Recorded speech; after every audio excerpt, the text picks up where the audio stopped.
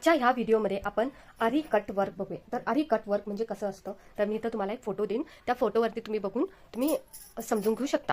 तर आरी कट वर्कमध्ये आपण डबल चेन सुद्धा घालू शकतो, त्याबरोबरच आपण सिंगल चेन सुद्धा घालू शकतो. सिंगल चेन बरोबर डबल चेन ओव्हरलॅप्ड सुद्धा करू शकतो. म्हटल्यावर आपण पास्टमध्ये ना पिको स्टिच म्हणत होतो ना, त्याला आपण ओव्हरलॅप्ड स्टिच सुद्धा म्हणू शकतो. म्हटलं त्याचं नावच आहे ओव्हरलॅप्ड म्हणून, पण ते पिकोसारखं दिसतं म्हणून आपण त्याला पिको स्टिच सुद्धा म्हणू शकतो. त्याबरोबरच आपण डबल और ट्रिबल बीट वर्क सुद्धा करू शकतो. त्याबरोबरच bead work with different patch of fabric असं सुद्धा करू शकतो. म्हटल्यावर तर पहिला आपण इथं डबल चेन बघून घेऊया. तर आपल्याला असा एक बॉक्स रेडी करायचा आहे, ठीक आहे. तर इथं आपण काय करू, इथं पहिला काय करूया, इथे चेन्स घालूया. इथं ही पहिली चेन झाली, त्यानंतर ह्याबरोबर अशी दुसरी चेन झाली.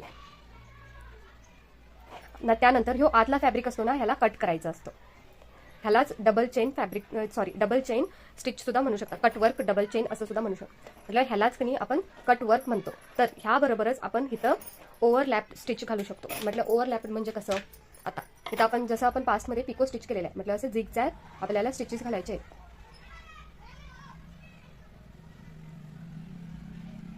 असे तर हे ओव्हरलॅप स्टिच होतं. त्यानंतर ह्यो आतला फॅब्रिक कट करू शकता. त्याबरोबरच तुम्हाला जर असा एक डिझाईन क्रिएट करायचा असेल, तर हे तुम्ही इथं ओव्हरलॅप स्टिच घातलेला आहे, इथं ओव्हरलॅप चेन घातला. त्यानंतर तुम्ही त्याच्या जवळूनच इथं एक चेन स्टिच घाला, सिंगल चेन स्टिच. त्यानंतर इथून आतलं फॅब्रिक आपल्याला कट करायचं. सेकंड वालं सिंगल चेन बरोबर आपण ओव्हरलॅप्ड चेन घालायला बघूया. इथं ओव्हरलॅप चेन घालायला सुद्धा आपण बघूया. तर आपण काय करणार आहोत, आता फॉर एक्झाम्पल असं आपण एक बॉक्स रेडी केलेला आहे. तर त्या बॉक्समध्ये आपल्याला काय करायचं आहे, फर्स्ट इथं अशी सिंगल चेन घालून घ्यायची आतून सुद्धा. त्यानंतर आपल्याला काय करायचं आहे, हे फॅब्रिक असतं ना, ह्याला कट करून घ्यायचं.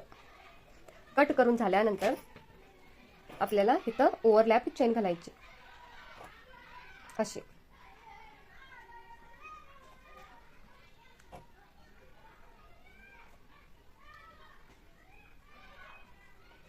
अशी तर हे झालं सिंगल विथ ओव्हरलॅप चेन.